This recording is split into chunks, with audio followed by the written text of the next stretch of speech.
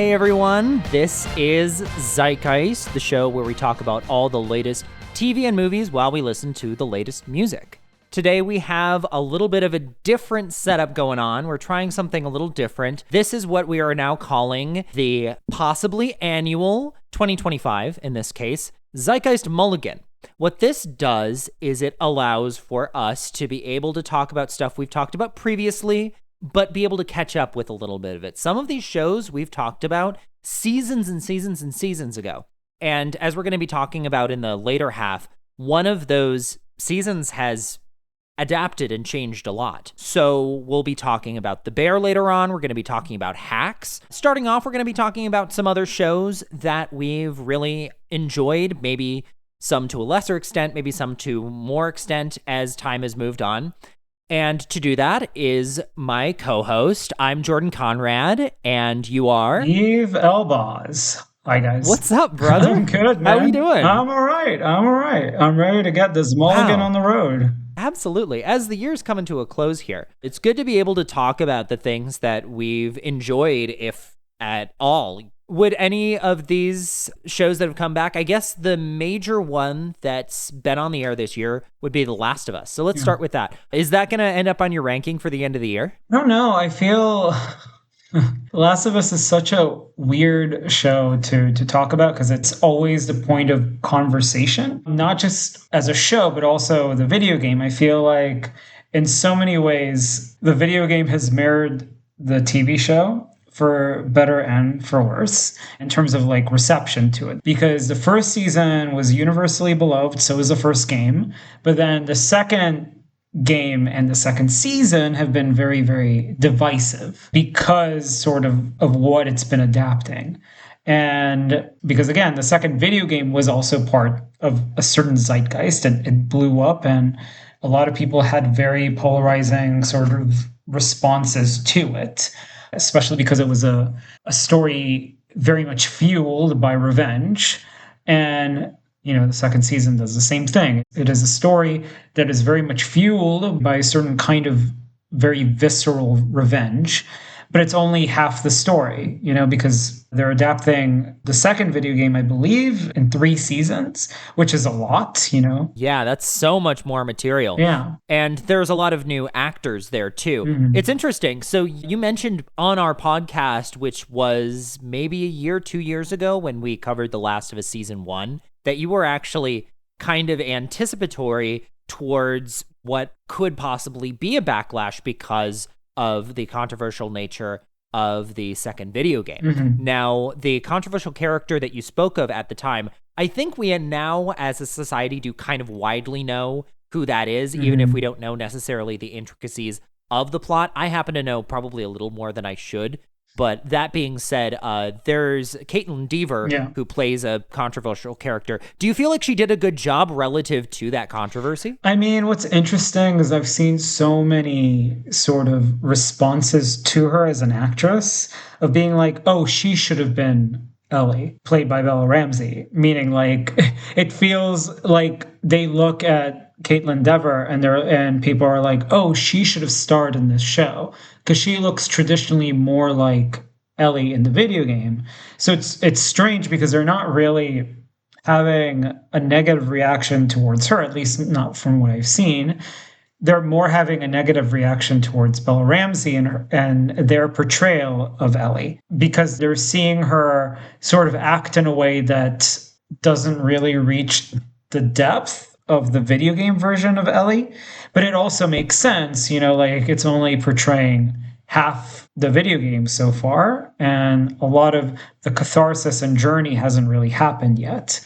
And, you know, that second season of the show in terms of Ellie's journey as a whole. But at the same time, I get what they're talking about because as an adaptation, it's really hard to get into the nitty-gritty details that a video game does because, you know, you live with that character for so long. I don't think any season of television can replicate a 60-hour video game where you're literally with the character for at least 30 hours of that game because in the other 30 hours you're with Abby, you're with Caitlin Dever's sort of character. And this is not a spoiler because the third season literally is set up that way. Like in the final bits of that second season, like it switches perspective. So And also, now the main reason that I cut out of the show was actually kind of totally different. And it also speaks to a lot of what my diet of television has been over these last couple of years and what shows I've stuck around on, which are the shows that are a little bit more kind of light and uppity. And light and uppity. You've dealt with more of the kind of darker shows, like The Boys, which is about to end. Yeah, it is about to end, and it's had its spinoff. It's going to have another spinoff. I think it's. I don't even know. I think it's called Vought Rising, something like that. And it details sort of like Jensen's. What's his name? Yes, Jensen Ackles from Supernatural. It deals with his like character, his Captain America sort of S character, and what he's doing. But so it's building a whole universe, but the main core story is about to end. It just sort of wrapped filming, I believe, just like a couple of weeks ago. And, you know, we watched The Boys, and it's interesting because it sort of peaked in season 3, and then it sort of really dipped off with season 4. So it's really interesting as we're going into this final season, how it's going to end, because obviously it has veered off from the comic book and how it ends. I think it's a very different take. So I anticipate that I will be entertained. That's what The Boys is very good at, entertaining you. But in terms of like, is it going to stick the landing or not? I don't know. I think it is kind of like a scary thing because traditionally shows have a very hard time sticking with their landing in terms of their final season. But we'll see. So both of those shows so far we've talked about are shows that more or less hit their stride early on, and when we've covered them was essentially their peak, which is great. I'm glad that we're able to cover the shows when we can enjoy them at the highest, especially with The Boys, which was something that I do think I enjoyed as a TV show, because you're right. It was very like addictive. It was very TV because you wanted to click next episode, next episode, next episode. It was very well paced. It was very well written, but it was also it's hard to explain because it's gritty, but not in like a dark kind of way, because I would say The Last of Us is gritty, some other shows we might talk about, but The Boys is just, I think, a little bit more angsty. Yeah, because it's counterculture. But also, what is counterculture in a world where the Snyderverse exists, exactly. You know? So watching The Boys sort of felt a little bit like watching Man of Steel. Mm-hmm. And so I think just relative to that universe, I was maybe a little bit less interested in continuing on, despite the fact that I do think that Homelander as a character had a lot of merit. So hopefully I always wish the best for these kinds of things, especially because there are a lot of fans clearly still watching the show due to the fact that they're going to keep making spinoffs. And maybe the Jensen Ackles spinoff will ride the line maybe a little better for me. I mean, the main kryptonite to it. And I feel like if we're talking about retrospectives of these shows, I feel like part of the reason why it has fallen off is because it's no longer counterculture, it's culture. The Boys has become mainstream, and so it loses sort of its very basis, you know, of being something that's more critical. And it tries to be. I mean, Homelander and Donald Trump have been, for better and for worse, like very much comparable to each other. And that has been intentional. But also the way people respond to Homelander as someone sympathetic has also transferred weirdly to Donald Trump himself. Yeah, you know, the right wing has been pretty good at spinning, recalibrating, and kind of celebrating whatever is thrown at it, which is, I guess, not always for the benefit. Talking about how something can go from being a little engine that could into something like unstoppable, and like you have all of these celebrities in it. I guess one of the shows I wanted to talk about was Only Murders in the Building. So when did we cover that show? Oh my that was God, season 2, because I stopped watching after season 2. That's a show that I fell off of. That one I've kept watching. Unfortunately, I think you fell off right before the best season. I actually think season 3 is my favorite still, the Paul Rudd season. And of course, Paul Rudd was teased at the end of season 2, he is the victim in season 3. I don't think that's too much of a spoiler to say. But the best season, I think, by far, because it pretty much marries that balance where the conceit of the show is in some way kind of fragile. Only Murders in the Building implies that A, there is a murder, and B, that it is in the building. And so you have to also rely on the fact that that conceit is central to the narrative as well, right? And season 4 is starting to get a little stale for me because they have this whole section where they move to Los Angeles.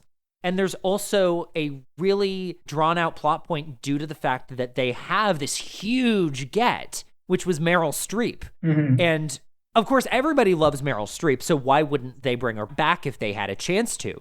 The only problem is, I don't think they had a lot to do with her. In season 3, she was so central to the narrative. And in season 4, they flew her out to LA, and so now we are flying out to LA. There are entire episodes where the building isn't even central. And when we do go back to the building, it doesn't feel quite the same as it did. So I'm really hoping that they start to get a little bit more wise about how they're dealing with these specific neighbors. You know, I think that anybody who's lived in a building like I think they call it the Arconia, knows that there are always going to be neighbors that you don't see. And I think that there is a major potential in season 5 to be able to bring it a little bit more into itself. You know, and I think that that's something that, similar to you talking about how you hope The Boys gets better, I think The Boys is very good at its best to focus on established characters and deepening inward instead of trying to go outward and becoming more and more splashy and stretching thin. That was going to be my question, because the original conceit, you know, obviously was limited to these 3 characters solving a murder within this building, right? It was small scale. But as, you know, television goes, you know, you get larger and larger and larger, and you broaden the scale. And also, again, to me, that's crazy that they moved to LA, because that is a very huge leap to a different form of scale, right? And from what I understand, it's like, it makes sense to self-correct when you do that, when you go really, really big. Then you go back small in the next season. Do you feel like it betrayed the original conceit when it did that, when they moved to LA? And do you wish that they would go back to something more like the first 2 seasons? Here's what I'll say, is that I think that they have continued to explore the conceit, and I do think maybe largely to its detriment, but there tends to be an on-off rhythm that they have with the show, where they will have a really strong central idea in one season. So season 1, I think, was an incredibly strong central idea. And then in season 2, they kind of were more in the sandbox phase, trying to figure out what this show could be as a continuation. And then within season 2, they kind of built in a concept for season 3, which I think was very good and had a clear focus, because the murder still did take place in the building, and there were a lot of characters in the building that were large parts of the narrative. But the actual drama was playing out at the theater and in the building. And a lot of the rehearsals took place in the building, but the performance was in the theater. So you got to have it both ways. And I think that that was a great balancing act that they were able to hit in season 3. The only problem is you only get that once, and then you have to create a whole new idea. So I think season 4, they were back in the sandbox phase. Obviously, they started to be tied to certain things that they weren't tied to previously. And that also meant that a lot of the more interesting narrative concepts ended up actually getting mostly dropped, because Martin Short's character has a lot of internal interest. There are a lot of things like his son, he's a relationship with his son that more or less was kind of sidelined in season 4 because he is intertwined with Meryl Streep as a character. They kind of operate within each other's orbit. And so he was tied to Meryl Streep. And so his character ended up getting flattened, and he's one of the central 3, right? He's one of the main characters of the show. So losing that was a huge loss, I think. And so we were back in the sandbox phase, more or less. And I think that that's fine, but I also have to recognize that this is television. This is meant to entertain. Like, it's fine that they are playing around, seeing how far the formula can stretch. And that's really where it felt.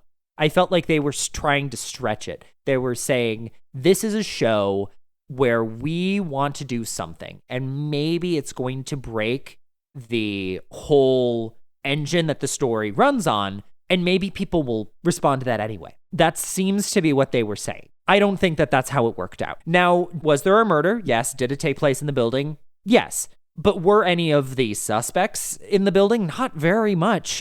Some of them were, but they also didn't feel connected to the building. And that's a larger issue for the second half of the season that I'm not going to get into. But the point is that I do think that now they have an opportunity, that they have done that exploration and they have world built within the building itself somewhat. And maybe they can find a way to once again really find that marriage. Now, that requires another killer idea. And killer ideas don't come out of nowhere, and they're not easy. And even if you have a good idea, it's not always easy to execute on it as effectively. So we have a great opportunity. We have a really good cast. Season 5's cast has been out. I'm sure by the time that this episode comes out, it will be debuted. We're recording this ahead of time. So I'm really hopeful. And I think that this has a chance to be a great season. Hopefully, I'm not eating my words later. And talk about a show that is kind of moving into a third season. Now, this isn't coming out by the time our podcast is coming through, but House of the Dragon. Yeah. How are we feeling about that? Season 1 was kind of amping up to something. Do we feel like season 2 paid off? I feel like it did, but there's controversy with that too, because the author, George R. R. Martin, has had beef with Ryan Condal, the showrunner of the show, House of the Dragon, because obviously... Doesn't he have a job to do? Isn't he supposed to be finishing the Game of Thrones books? Why is he starting beef online? Because he would rather sort of develop his TV shows, because he himself is doing like the whole boys situation where he's expanding his own cinematic universe, and he would rather focus on that than writing his book. No shade to Mr. Martin, but that is clearly what he's doing. He's sort of taken over a show, I believe, called like Duncan. It's like an adaptation of his Duncan Egg books. I think it's called A Knight of the Seven Kingdoms. He's very much like on that show. He has a lot of creative control, but he has less creative control with House of the Dragon. And, like there was an adaptation of, I believe, the second episode of season 2 or the third episode. And George R. R. Martin, he has like a very famous blog where he places his thoughts. He criticized it. He criticized the show in that episode and the creator in a really controversial way that became part of the news cycle. And it was just very crazy because you're just kind of like, dude, this is your show. This is part of your universe and you're trashing it online.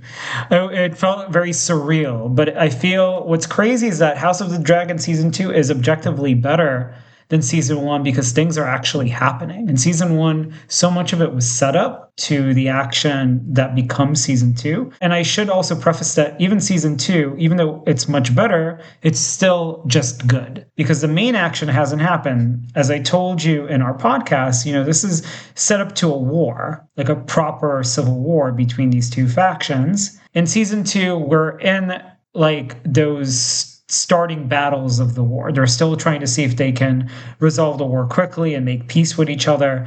And turns out that they can't. And so it's amping up even more. And I'm very actually excited for season 3 because that's when real things, like real actual conflict is supposed to happen based on sort of the history that George R. R. Martin made in his Fire and Blood series. Wow. So of the boys, so you've seen The Boys, The Last of Us. Mm-hmm. I've only seen Only Murders in the Building, but you fell off on that. Yes, I know. Of those three, The Boys, Last of Us, and House of the Dragon, would you place your weight on House of the Dragon season 3? I would. Strangely enough, I would. Even though like House of the Dragon is like a weird show because when you're looking at it, it is a spinoff to a really widely like celebrated show like Game of Thrones up until like the last season, of course. But Game of Thrones was, I believe, the last really great water cooler show. And what I mean by that is like people would watch the show together every like week. And then at work, they would come over to each other over the water coolers and then discuss the show. It was a very much show that people discussed every week, and it was on people's minds every week when it came out. And it was a show that worked that way because it was pre-binge culture. Like it came out once a week.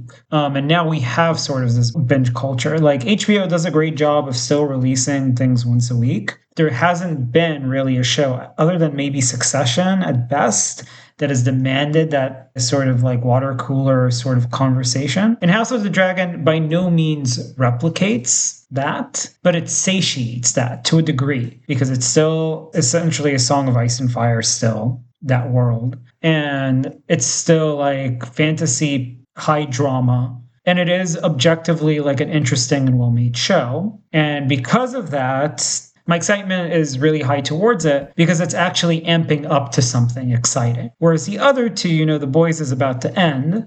And The Boys is about to end on the backdrop of a season that was objectively the weakest, season 4. And The Last of Us is entering season 3, but season 3 is adapting the most controversial aspect of the video game it's adapting. So again, in terms of like how you're feeling about these 3 different things, there is less weight on House of the Dragon in season 3. There's more excitement because it's like, okay, they're objectively building up to the best part of this history that George R. R. Martin created. But the other 2 are going into uncharted waters, not just uncharted, but you already have like a bad feeling about it based on what came before. Well, I mean, there's a lot of different factors going on there.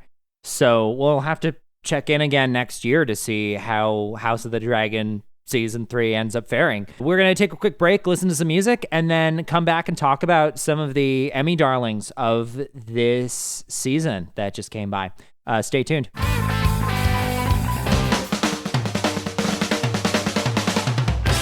Yes, this is a break. No, not the music you were promised. That involves a thing called licensing, which happens on the Zeitgeist homepage, which is on Mixcloud. I personally curate the music for every single episode. It's easy to start the episode in this exact spot and pick up where you left off. If not, no worries. Let's just pretend you were listening. And we're back. Okay, so next we should talk about a show that is getting a lot of Emmy attention. Obviously not this year, but last year, Hacks unexpectedly won for the best comedy at the Emmys, which in some ways was kind of a reaction to The Bear winning the previous year. Now, Hacks, I think that's an interesting one. So we did season 2. We are now up to season 4. And a lot has happened on Hacks. We've now moved all the way out from the area of Las Vegas where Deborah she's not necessarily realizing her full potential, into LA, where she really is achieving her full potential. In a lot of ways, it's interesting because I think that season 2 might still be one of my favorite seasons of Hacks, but it's hard to say that the season that won the Emmy is not a good season as well. Where are you standing on Hacks right now? I feel like Hacks, even though season 3 was a little, out there in terms of all over the quality. place, right? I was about to say, I think it's, I honestly think it's weaker than season 2. I thought it was a little all over the place. It was just about, it tried to enlarge the scope. It does sort of what you talked about with Only Murders in the Building, right? Where, it's sandbox, the sandbox changed. So they attempted to essentially, expand but also reduce the sandbox, meaning that it gave a lot more focus to the 2 central characters, Deborah and Ava. Even though that season 3 was more experimental, it still was worthwhile. I think that that's the nice thing about Hacks, that even in its quote-unquote weakest season, let's call it, of season 3, it still was objectively good because all it did was just experimented in ways that were still interesting, ways that still developed the characters in really interesting ways and deepened the characters and took them on a consistent journey. That's the other thing. Like, both Deborah and Ava have been very consistent with sort of their development and their push and pull conflict they have with each other. That remains not just integral, but fascinating to watch, which is a testament of its own that the central conflict of the show has been repeating for the past 4 seasons, and it's been repeating in consistently interesting ways. But the thing I really want to triumph here and celebrate is the fact that season 4 feels like the encapsulation of the past 4 seasons. I feel like season 4 has actually been the strongest, because it actually talks about something really relevant, and it's kind of crazy that, in season 4, it really expands the scope because Deborah gets what she wants. I mean, it's not a spoiler because, I think it really connects to our zeitgeist right now, that she gets her own talk show. And she's really successful at it because of Deborah and her relationship to Deborah. And by the end of it, something happens. And basically, huge consequences happen. And the crazy thing is that it happened to a real world event that happened just months after that rocked our zeitgeist. Again, I don't want to go into spoilers because it is a fresh season of TV that just came out this year. It was sort of crazy because when it happened, when the real world event happened, people immediately connected it to hacks. And even the hacks people connected it to hacks. Like Anna Einbinder posted it all over her social media, not to be like, oh, look, our show is so relevant, but look how crazy the fact that this piece of fiction became devastatingly real. The whole point of Deborah is that she is a amalgamation of a lot of real life figures. And so to be able to see a proxy to her as a real life figure go through things that she goes through on the show is very interesting. And I think does speak largely to the fact that Hacks is really on the frontier. And I love the way in which this show is continually, throughout season by season, showcasing young talent and often really great comedic talent. People who are best known for being on TikTok. I've seen a number of TikTok stars, people who are otherwise relegated to A24 movies, actors that I personally love but really have not gotten their day, show up as effectively day players. Quite literally, they get their day on Hacks. And then they go off and do their own things. But I think it's so wonderful that the show that is predominantly about the voices of people in comedy who might otherwise get shut out is not just talking the talk, but it's walking the walk in the way that it is conceiving its program. And so in terms of macros, great. Now, I do also want to nitpick the micros, which is how is this developed version of the show being heralded? And I'm kind of wilded out by the fact that like Caitlin Olsen is still on the show, and particularly the actor who's lesser known, but his name is Carl Clemens Hopkins, and he plays Marcus. And Marcus has been strung along kind of in this show. And finally, we kind of get like a good character arc for him in season 4. But I felt like in season 3, I had no idea what he was doing there. And that was largely a problem of the show morphing. But that's the thing, like, that's what I mean, that it stays consistent to the characters, because I love that you said that he didn't really know where it was going.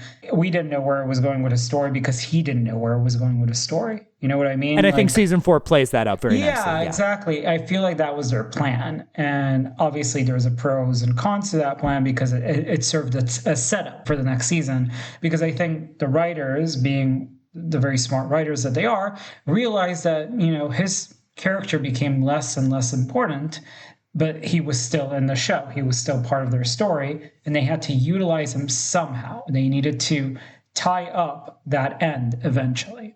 And I think they did that. I think they did that with a lot of grace. What I'm thinking about with season 4 is very similarly to what we just talked about with The Boys, actually, but in verse. Season 4 of The Boys was not good, but season 4 of Hacks was really good. And I feel like they're both heading towards something. The Boys is heading towards its end. We don't know if season 5 will be the end of Hacks. But I feel like with Hacks, what's interesting is that season 5 goes back to basics. It does the very standard thing of when a show becomes really big, when it nears sort of that final arc or that final season, it goes back to essentially that first season framework blueprint. And ironically speaking, that's actually what happened with the show You that we covered not that long ago. Also, 5-season show. It took us back to the first season location of New York, and it tied the weirdest ends with that first season, but in the 5th season. But the tough thing, too, about a show like that is that you don't end with the same car you started to drive in season 1. No, you don't. Paul Downs was the seminal side character. She was he drove the B-plot in season 1. Mm-hmm. In season 4, Paul Downs is much more secondary. to the comic characters, which make up the larger portion of the B plot. And Meg Stalter, I think, is set to win the Emmy this year. In a lot of ways, but I feel like even Robbie Hoffman has been set up to win the Emmy this year. I feel like Robbie Hoffman plays a new character in season 4, and a brilliant side character, but that's what I mean. Hacks kind of completes like a trio, so to speak, that we were kind of always hoping for. And you're right, she's like absolutely one of the standouts. And that's what I mean, complete unknown. But I think that that's what this show does really well. As you said, like bringing up the whole TikTok star thing. And there is even a joke being made about that in the show. And again, one of the best actors working in Hollywood plays Dance Mom. Yeah, exactly. But that's what I'm saying. There are people who come in and out of the show who are just brilliant on all fronts. And it doesn't matter if they're TikTok stars, unknowns, or like actresses and actors that have been around the industry for a very, very long time, and you recognize them immediately. It's just what this is. Hacks is just, it's a playground of such pedigree that it's very similar to another show we're going to be talking about very, very soon, as sort of this ground, this playground for just actors of all shapes and sizes who are very excited to be part of this world. And that's just a testament to just the creative ability and the creative prestige and goodwill that these creators have built up with their shows. Well, that tees it up so well. We have to talk about The Bear, which this is quite the twist, right? Yeah. We covered The Bear when it was in season 1. Yes. Now, in some ways, I want to say, firstly, that I am much, much, much more of a dissenting opinion to the larger conversation about The Bear. And I think that you probably, Niv, represent the majority who believe that The Bear has faltered in somewhat over recent years. Yes. But we covered the show when it was still season 1, and we didn't really even know if there was going to be another season when we talked about the show. And in some ways, maybe... Well, I remember that you were against it. Maybe it shouldn't have. I was against it because it was a self-contained story. And I was actually... Here's my story, and I'm going to tell it. Okay. When I started season 2, I was still against it. And I didn't understand what this new version of the show was, because season 2 starts very, very differently. And it immediately drops you in something that is much slower and sometimes even lethargic at times through 2 through 4. But I felt like we were in a totally new version of The Bear. And I don't know if I liked it for about 5 or 6 episodes. And then there was a 1-2 punch. There were 2 episodes. One was called Fishes. The one directly after that was called Forks. And throughout, and those 2 are still maybe the highest of the pedigree. Yeah. After I finished watching Forks, I was all in on The Bear. And I still am. Yeah, but I feel like what's interesting is that season 2 is the peak of The Bear because of those 2 episodes, and also the 2 final episodes in the first season. I feel like the reason why The Bear sort of earned its place in the zeitgeist was because of this expectation that the final 2 episodes of the season were going to shock you. They were going to like very much be like TV of the old days, of something like The Sopranos or Game of Thrones. You would watch something and it would literally slap you in the face, but in like a good way, because it was just so unexpected. And it was an immediate sort of thing of like, I'm not going to forget this moment of me watching this. What I think is great about The Bear is that it is not standard TV. It's not. And we didn't see that until season 2. I think season 1 very much did feel like a relatively standard TV show, but it was also dropped as a binge model. And starting with season 2, I feel the writers are increasingly leaning into the binge, and so you are not, in fact, getting a whole story from a single episode anymore. And that was really, I mean, it was starting to happen in season 2. You could felt it shift, but that really didn't align itself completely until season 3. Now, one of the major critiques against The Bear is, in fact, not about the show itself, but about how the critics have reacted to the show, and furthermore, how the network has placed it within the critical conversation, wherein they are like, oh, well, we're going to still classify this as a comedy at the Emmys. It's not a limited series anymore. It's not a comedy, certainly, but it's not the same show that it was in season 1. This is not a drama either. The Bear is something, I think, entirely different. And so I think to view it from this top-down perspective of like, what is the show like, immediately gives a disservice as a piece of work. And when I go and I watch a show, I want to say not what I want the show to be, but I want to say, what is the show trying to be for itself? So if I watch The Boys, I'm not going to look at it like I'm watching Hamnet. I want to look at it like I am watching The Boys, like I'm watching a regular piece of TV. And so maybe I'm not going to continue watching it because that's not for me. With a show like The Bear, this show is built for me and I never found it before. So every time I'm getting a new morsel, a new episode, I'm like, wow, this is amazing. And I think the tough thing is that watching it in the environment, especially around LA, where people are always talking about media and entertainment, I feel every new time I approach The Bear, every new year I come into the show, I've had to spend the last 11 months hearing people rag on it. And it makes it that much harder to watch the show because the criticisms are valid. It is not the same show it was in season 1, but I never thought it was. But think about it this way, right? Like, I'll say 2 things. One, with season 3 particularly, it has become a lot more experimental because it takes its time. And also in season 4, it does the same thing. It takes its time. And there are sort of these episodes that feel like they're one-off. They focus on specific characters. There's the episode Napkins that belongs to the character of Tina. I feel like that is the best example of it being done really well. But what ends up happening is that because it feels so experimental, there's major issues with pacing. I actually would argue that season 3 and season 4 feel like 2 halves of the same season because... That's true. Yeah, and it feels that way because it's moving towards a before and after, and the before and after should have not been broken up into 2 seasons. In many ways, it feels like the episodes were extended because of this experimentation, and it's ruined sort of the pacing. Like, let's contrast this to what I just said about Hacks. Hacks has always maintained truth to the journey of the characters. It's been very consistent with where the characters have started, where they're going, and where they will likely end. Because it's been very, very consistent with who they are as people. But with The Bear, it doesn't feel like that anymore. It feels like they're all over the place, like every character.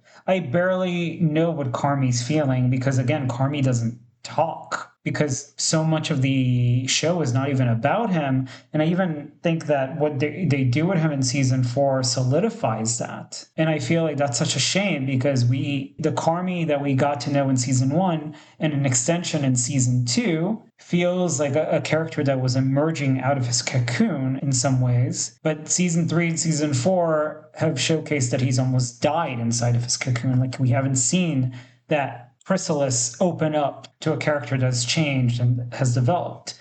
Because again, we haven't had enough time with him in his development as the show's gone on. It's kind of funny because I'll concede to that, and I'll also note that the version of the show that we get, particularly in the case of Iowa Debris' character, as we are nearing the end of season 4, you do get a sense that this has been a character arc that in a standard piece of TV would have been about an episode and a half, and we have gotten 20 episodes of her essentially waffling about how her future is going to look. In the case of Carmi, then you also have a show that is increasingly less interested in the character that was originally the main character, right? Yeah. And that has happened from the jump in season 2. You are getting whole episodes dedicated to people who are not Carmi. And once again, this is something that I had pause about before anybody else did. But I immediately quelled that once I realized that the show that they are trying to tell is about the love of food, if not necessarily the food itself, but the experience around it. And the 90% of a restaurant experience that is not about actually consuming the food itself, but about the atmosphere that exists around it, and what is that atmosphere, and how can it be tweaked, but also what needs to be left alone in that atmosphere too. And The Bear is a very, very long-winded meditation on that. Here's my counterpoint to that, because this is the other thing I wanted to say. The Bear, as we talked about with the whole, its categorization as a comedy, let's not forget what it is a spiritual successor to in many ways. It's a spiritual successor to the show Shameless. The US version of the show. Shameless? Yeah, it is. I argue that. I really believe that. Show that's like a dramatic comedy, right? That's what it is. A really gritty, dramatic comedy that's really hard-hitting and about people that come from the lower part of Chicago, the south side of Chicago, come together to essentially survive the outside, meaning Chicago itself. It's the same thing. And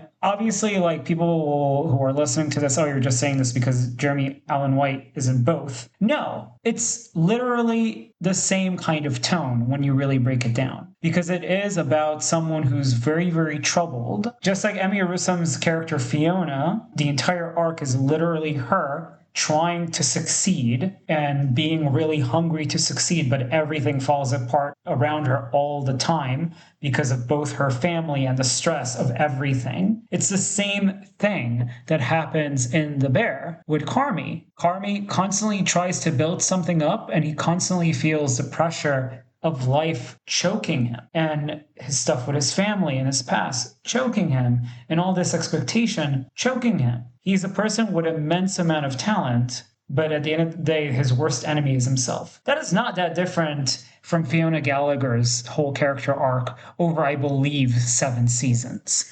But what I think is really interesting, especially as we're reaching season 5 of The Bear, is that by season 8 of Shameless, Emmy Rossum left the show. The main character, the main vehicle of the show left. And obviously it shifted to being what you just said. It wasn't necessarily about Fiona Gallagher. It was about the family. It was about the community. But to that I say, well, Shameless really, really dropped off because of season 8, because there was no centralized character that we essentially built towards a lot of goodwill. And that's what I'm saying. I have the same trepidation coming into season 5 of The Bear, because Carmy, for better or worse, is the central anchor of the show, not just because he is the person who created the entire restaurant that we know of today as The Bear, which is the vehicle of the show, but because so much of the show was built off of his own trauma, his own hunger to be a perfectionist and to succeed,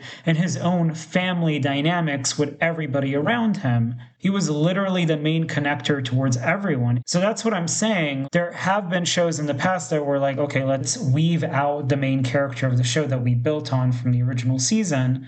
Shows like that have existed, but more often than not, shows like that have failed because they've gone that route. So no, I am not excited about what's going to happen, because history is usually right when it repeats itself. We shall see. The detriment to us recording ahead of time is we don't have the benefit of hindsight, but in this case, we will have no idea. Next year, The Bear season 5 will likely be at our fingertips once again with the full season drop. That's going to be the question mark here. Seasons 1 and 2 were both made in vastly different environments. Seasons 3 and 4 were made in relatively similar environments, although from what I gather, season 4 was picked up again. They filmed some of seasons 3 and 4 back to back, but they did incorporate certain aspects, one of which was literally a ticking clock, which I thought was just hilarious because of the exact criticism that you were flinging at it. The funny thing is that they added the ticking clock, I almost felt, as sort of a thing to throw at the audience. And yet the show did not really fundamentally change because of the ticking clock. They just had cutaways to the ticking clock. It was still very soft and very slow and very kind and very meditative, which is exactly what it was in season 3. There was no real change. They just added a ticking clock to make it seem like there was a little bit more tension. And you know what? I think the critical reviews actually went up on season 4 probably partially to that. That's not true. It actually lowered. The lowest rated season is season 4. Like on Metacritic, it's the only one that hit 70s, not 80s. There you go. Metacritic. Love it. But that being said, I am so in on The Bear. I love that. But I'm also someone who is more drawn to slower work. I do tend to fare towards the slow cinema movement. And so maybe this is something that's going to be more interesting to me. I'm also, full disclosure, a chef. So maybe that's also something that draws me into The Bear. Chicago. It's unique to me. And I love Chicago and those pastoral scenes of Carmy wandering around the Frank Lloyd Wright house. They do really hit the spot for me. That being said, there is a lot of good stuff coming throughout this next year, and really excited to talk about it here on Zeitgeist. So thank you so much for listening to this, what we would, I guess, call a mini-sode, even though for a lot of podcasts, this is probably a full-length episode.